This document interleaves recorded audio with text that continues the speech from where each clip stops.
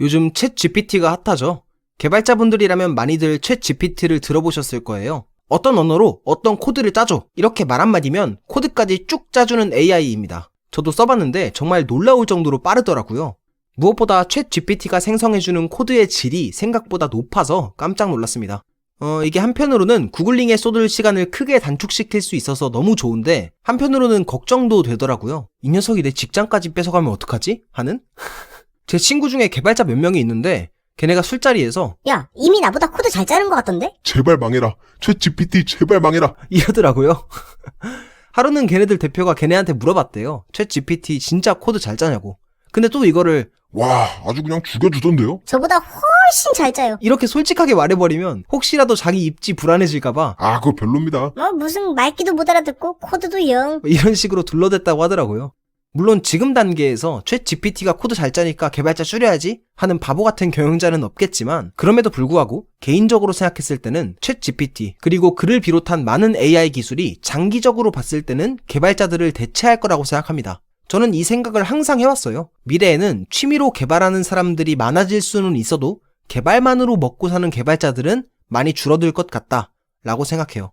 다시 말해서 개발의 문턱은 낮아지지만 개발자의 문턱은 높아질 거라고 생각합니다. 근데 이거는 뭣도 아닌 저의 개인적인 생각이고 다른 저명한 분들이 뭐라고 말씀을 하셨나 한번 찾아봤어요. 과연 인공지능은 우리의 일자리를 가만히 놔둘 것인가? 여기에 대한 찬반 의견을 유명한 사람들의 의견 위주로 찾아봤습니다. 일단 일론 머스크, 테슬라와 스페이스X의 CEO이자 어그로구 이분은 이렇게 얘기하셨다고 하죠. 인공지능은 인간 문명 종속에 있어 근원적인 위협이 될 것이다 라고요.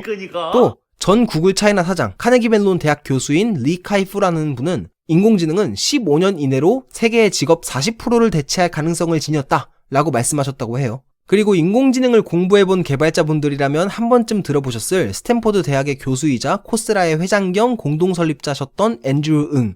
이분께서는 인공지능은 수많은 직업들을 자동화시킬 것이며 그 직업에는 현재 소프트웨어 개발자들의 몇몇 업무도 포함된다 라고 하셨습니다. 확실히 그렇긴 해요. 우린 이미 러다이트 운동의 결말에 살고 있잖아요. 시장은 결국 자본주의 논리대로 흘러가기 때문에 비단 개발자뿐 아니라 다른 직업들도 시장에서 원치 않는다면 그리고 더 값싸고 효율 좋은 무언가가 존재한다면 언제든 대체될 수 있다는 생각을 합니다. 반면 인공지능이 소프트웨어 개발자를 완전히 대체하지는 않을 것이라고 공언한 저명한 사람들도 있었어요. 대표적으로 페이스북 CEO인 마크 저커버그. 장기적으로 봤을 때는 인공지능이 새로운 직업들을 더 창조해낼 수 있을 거라고 본다 라고 말씀하셨습니다. 그리고 뉴욕대학교 교수이자 인지심리학자인 게리 마커스께서는 인공지능은 인간의 직업을 대체한다기보다는 보완할 것이라고 말씀했다고 합니다. 결론적으로 말하면 몰라요. 인공지능이 개발자를 대체할 것이냐? 여기에는 정해져 있는 미래는커녕 합의된 의견도 없습니다. 다만 여기에 대한 저의 생각들을 좀 보태자면 적어도 개발의 패러다임 그리고 검색의 패러다임은 분명 바꿀 것 같습니다. 방금 제가 6명의 저명한 분들의 의견을 쭉 말씀드렸잖아요. 이거 검색하는데 얼마나 걸렸을 것 같으신가요? 1초도 안 걸렸습니다. 예, 그냥 챗 GPT한테 물어본 걸 그대로 읊은 거였어요. 야, 인공지능이 미래의 소프트웨어 개발자를 대체할 거라는 토론이 있더라? 여기에 대한 저명한 사람들의 의견을 좀 말해줘. 라고 챗 GPT한테 물었고 그냥 쭈르륵 답변이 나왔어요. 기존에는 구글링을 잘하는 방법, 자료를 효과적으로 찾는 방법이 중요했다면 이제는 한 방에 모르는 걸 찾을 수 있게 되는 시대가 오고 있지 않나 싶어요. 그러다 보니까 중요해지는 역량이 문제를 정확하게 정의할 줄 아는 역량인 것 같아요. 코드로 어떤 목적을 이루고 싶다? 아니면 해결하고자 하는 코드상에 어떤 문제가 있다? 그럼 그 사안에 대해서 정확한 언어적 표현으로 인공지능한테 질의해야 됩니다.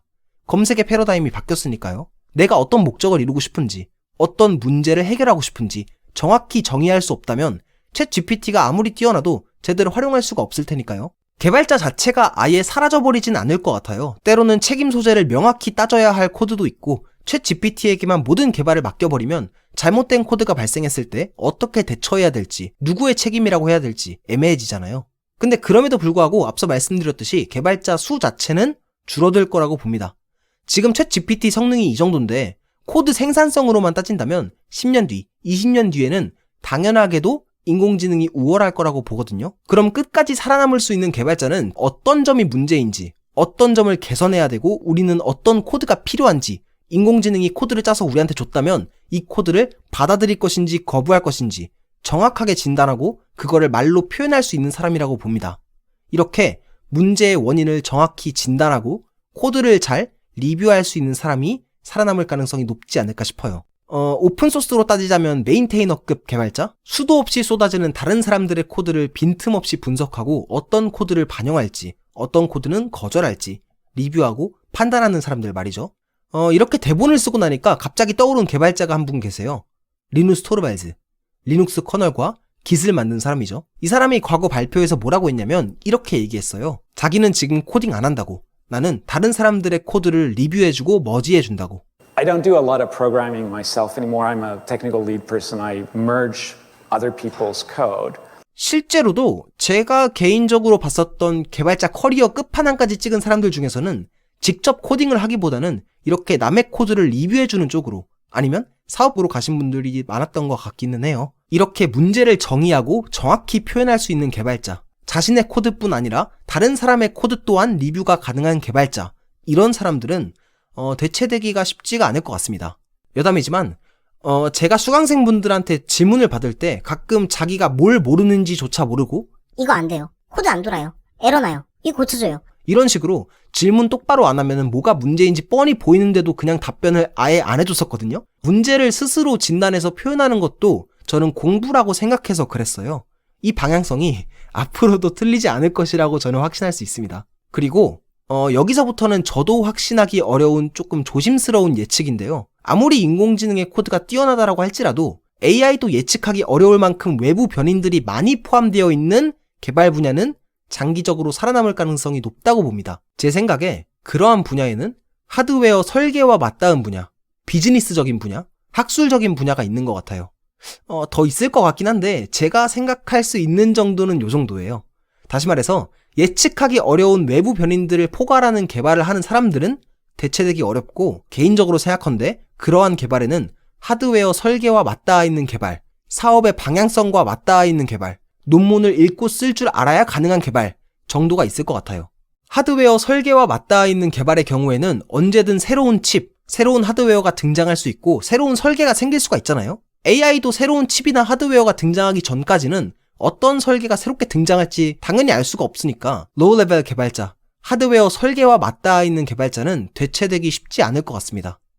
그리고 사업의 방향성과 맞닿아 있는 개발 분야도 살아남을 것 같아요. 생각보다 현업에서는 무조건 최신 거, 무조건 빠른 거만 최우선으로 고집하지는 않아요. 아직도 유닉스 서버 쓰는 금융사가 있는 것처럼 각자의 상황에 맞는 개발을 해나가는 경우가 많습니다. 현재 회사 사정에 따라서 어떤 방향으로 개발해야 될지, 어떤 식의 프로덕트를 만드는 것이 지금으로서 이득일지, 현재 회사 사정상 아키텍처를 어떻게 설계하는 것이 좋을지, 이런 것들은 당연하게도 딱 정해진 단일한 답이 있는 게 아닙니다.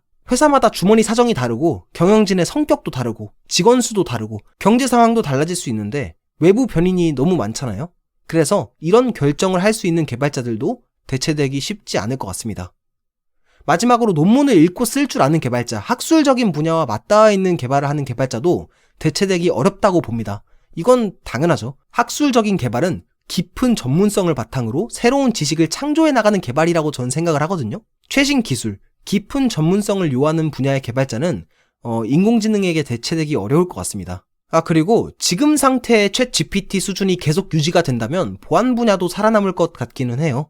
챗 GPT한테 이런저런 코드를 정말 많이 짜게 해봤는데 요구사항에 딱 맞는 코드는 빠르게 잘 만들어주는데 굳이 한 번 더 질의하지 않는 이상 시큐어 코딩이 안 되어 있다든지 보안상의 문제가 될 수 있는 코드도 많이 짜기는 하더라고요. 보안이 뚫려버리면 딱 요구사항에 맞게만 한 개발이 무슨 의미가 있겠어요. 하지만 빨랐죠? 이럴 수도 없고 말이죠. 근데 다시 말씀드리지만 이런 것들은 뭣도 모르고 아무것도 아닌 제가 방구석에서 개인적으로 생각했던 결과고요. 얼마든지 반론이 있을 수 있습니다. 그리고 반박시 여러분들 말씀이 맞습니다. 반박시 여러분들 말씀이 옳아요. 근데 두 가지는 분명할 것 같습니다. 첫째로 아마추어 개발자와 프로 개발자의 차이는 점점 벌어질 것 같습니다. 일전에 아마추어 개발자와 프로 개발자의 차이를 말씀드린 적이 있었죠. 취미 개발의 난이도는 점점 평이해질 것 같은데 개발만으로 먹고 살 수 있는 개발자다운 개발자로 살아남을 개발자는 적어질 것 같아요. 그렇기 때문에 아무 생각 없이 프레임워크나 라이브러리들로 틀린 그림 찾기 하는 사람들, 대충 구글링해서 이해도 못한 블로그 코드 붙여놓고 스택 오버플로우 코드 붙여놓고 이렇게 땜질하듯이 개발하는 사람은 반드시 10년 내로 대체될 것 같아요. 왜냐면 10년 뒤를 볼 것도 없이 지금 당장 인공지능이 그런 사람들보다 더 잘 짤 가능성이 높을 테니까요. 저 또한 멋진 개발자다운 개발자가 되기 위해서 저부터 밤낮 없이 공부해야겠다라고 다짐해봅니다. 그리고 두 번째로 또 확실한 것은 지금처럼 개발자 지망생들이 많아지는 풍토는 좀 줄어들 것 같아요. 아마 모르긴 몰라도 지금이 개발자 학원, 개발자 지망생이 최고로 많을 때일 거예요. 그래서 그런지 개발이 적성이 아닌데, 심지어는 개발에 흥미도 없는데 단순히 개발자가 유행이라서 개발자를 지망하시는 분들도 많습니다. 저는 내심 옷 한 벌은 유행 따라 입을 수 있어도 이렇게 직업을 유행 따라 정하는 사람이 설마 있을까 싶었는데 있더라고요. 심지어 많더라고요. 여담으로 제가 대학교 다닐 때 제일 인기 있었던 과는 소위 전화기라고 전자공학, 화학공학, 기계공학과였어요. 그래서 그 당시에는 그쪽으로 몰려갔었거든요. 그리고 저희 아버지께서 대학교 다니실 때 제일 인기 있었던 과는 법학과, 경영학과였다고 합니다. 그래서 그 당시에는 그 출신을 선망했다고 해요. 뭐 어디 법대 출신, 전경대 출신 뭐 이러면 또 알아줬대요. 근데 지금은 또 컴퓨터가 유행이 됐잖아요. 그래서 어디 학원이다, 부트캠프다, 강의다, 이런 식으로 몰려가고 있다고 봅니다. 뭐 이게 잘못이라는 건 아닌데, 난 개발에 관심 없는데 다들 개발자 유행이라고 하네? 나도 해야 되나? 이런 분들께 그냥 참고 삼아 말씀드립니다. 직업에도 유행이라는 것이 있더라.